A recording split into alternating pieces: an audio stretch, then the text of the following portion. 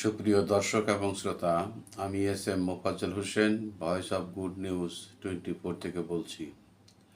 আজকে আমি দুইটি বিষয়ের অবতারণা করব। আশা করি আপনাদের কাছে বিষয় দুটি ভালো লাগবে। একটু মনোযোগ সহকারে শুনবেন এবং চ্যানেলটি সাবস্ক্রাইব করবেন। একটু দয়া করে একটু চ্যানেলটি সাবস্ক্রাইব করবেন, শেয়ার করবেন, অন্যজনকে শোনার সুযোগ করে দিবেন ইনশাল্লাহ। তাহলে কথা না বাড়িয়ে বলা যাক। মনে রাখবেন, জীবনে বেঁচে থাকতে গেলে হাজার হাজার বন্ধু বান্ধবের কোনো প্রয়োজন নেই। জীবনে চলার পথে শুধুমাত্র একজন বন্ধু থাকলেই আপনার জীবন সুন্দরভাবে আপনি পাড়ি দিতে পারবেন। জীবনে বেঁচে থাকতে হলে, সমাজে চলতে হলে বা বিভিন্ন প্রকার সামাজিকতা অনুসরণ করতে হলে লক্ষ লক্ষ মানুষের প্রয়োজন হয় না। শুধু মনে রাখবেন, জীবন চলার ক্ষেত্রে একটি বা সর্বোচ্চ বেশি হলে দুইজন মানুষের সাথে সকল বিষয় শেয়ার করার মতন মানুষ গড়ে তুলুন। জীবন খুব স্বাচ্ছন্দ্যে চলে যাবে যে মানুষটি হবে সম্পূর্ণ নির্লোভ, সহানুভূতিশীল এবং পরম আন্তরিক। এটা আমি আমার বাস্তব জীবন থেকেই বলছি, বিধায়ী আপনাদের সম্মুখে উপস্থাপন করছি। আজকাল আধুনিকতার সুবাদে বন্ধুর সবচেয়ে বেশি শত্রুতে পরিণত হয়। এমন হয় শেষে জীবন মরণ সমস্যায় পড়তে হয়। বন্ধুদের সাথে আর্থিক লেনদেনের ব্যবস্থা না করাই বুদ্ধিমানের কাজ।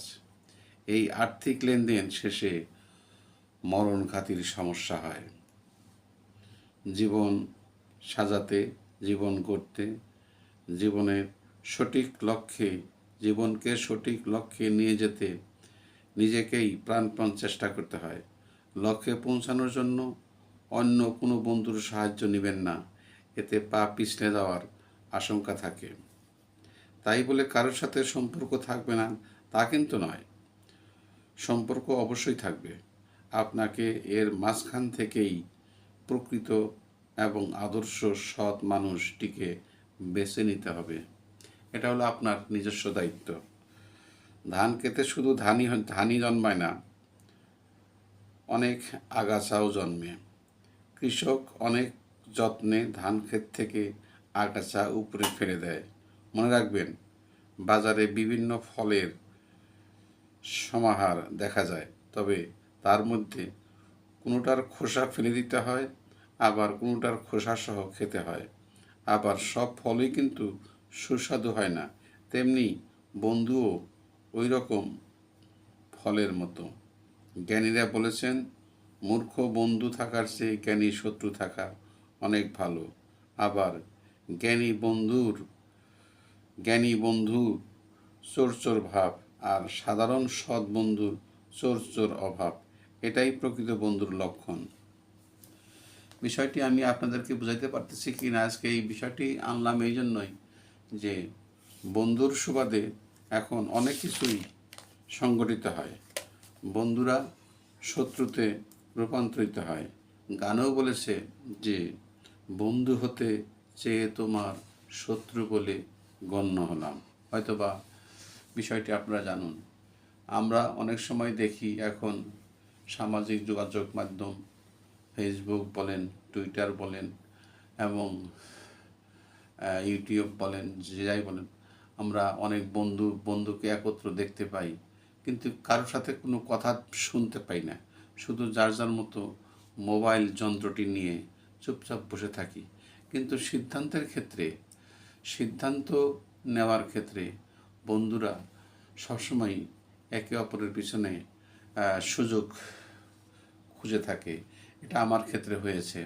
তাই আমি আপনাদেরকে এই বিষয়টি নিয়ে আজকে এই আলোচনা করার আমার মুখ্য উদ্দেশ্য।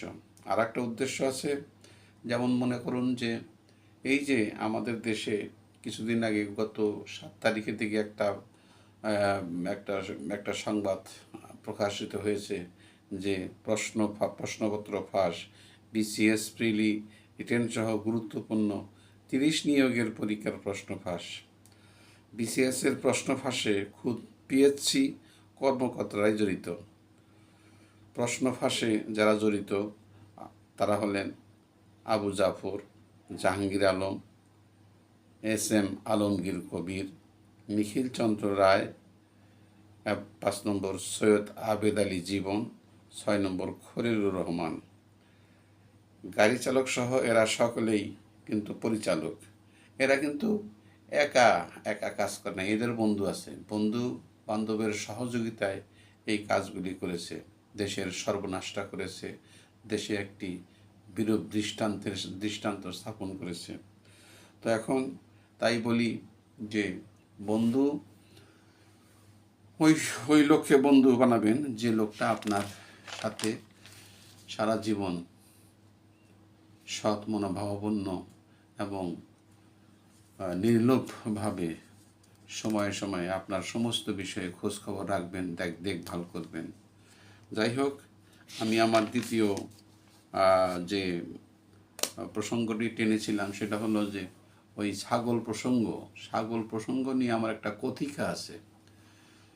এই কথিকাটা আপনাদের সম্মুখে উপস্থাপন না করলেও আমি সেরকম কোনো পাচ্ছি না,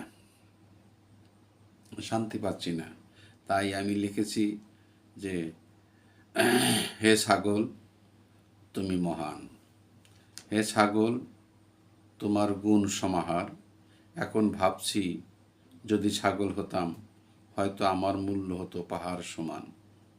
ছাগল উৎপাদনের জেরে সাদিক এগ্রো তছনছ, জ্ঞানীগুণী ছাগল বলে এবার হয়েছে কাজ। ছোটকালে আদর করে ভাই বলেছে ছাগল, একটু বড় হলে আদর করে বাবা বলেছে ছাগল, বিয়ের পরে মনের দুঃখ সুখে বউ বলে রাম ছাগল। কোনটা ভালো বুঝি না ভাই, রাম ছাগলের দেশে আজিজ বেনজির মতিউর ঘুরছে পাগল বেশে। ছাগলের দেশ ত্যাগ তুমি কত সুখী, পাগলের ঘুম নাই তুমি কত দুঃখী। তারপরে শামসুদ্দোহা খন্দকার, 3 জুলাইয়ে নাম, 6,497 কোটি টাকার সুদ মওকুফ, এটাও বিরাট কাম। ছাগল করো না ভাই, ছাগলের কি দায়, ছাগলের কি দোষ, এত টাকা মওকুফ হলো, আসেনি কারোর হুঁশ। ডিমের দাম লাগাম ছাড়া, কারসাজি কার, কোন জিনিসটার লাগাম দেয়া বলবেন কি স্যার? যাবেন কোথায় রাগ করে, যাওয়ার জায়গা নাই, দুঃখ রইল ছাগল হলাম, দাম পাইলাম না ভাই। যাই হোক, অনেক কথাই বললাম, কথাগুলো আপনারা একটু চিন্তা ভাবনা করবেন, দেখবেন, বুঝবেন। আমি বন্ধুর কথা বললাম, ছাগলের কথা বললাম এই জন্যই যে দেশময় সারা দেশেই একটা বর্তমানে বিরূপ একটা প্রভাব আমরা পত্র পত্রিকায় দেখতে পাচ্ছি, লক্ষ্য করতেছি। আমরা চাই যে যারা নতুন প্রজন্ম তারা অত্যন্ত সুন্দরভাবে যেন তাদের জীবনটা পরিচালনা করেন এবং শুরু থেকেই যেন তারা মনোযোগ দিয়ে সব কিছু করেন। আমি আর বেশি কিছু বলবো না।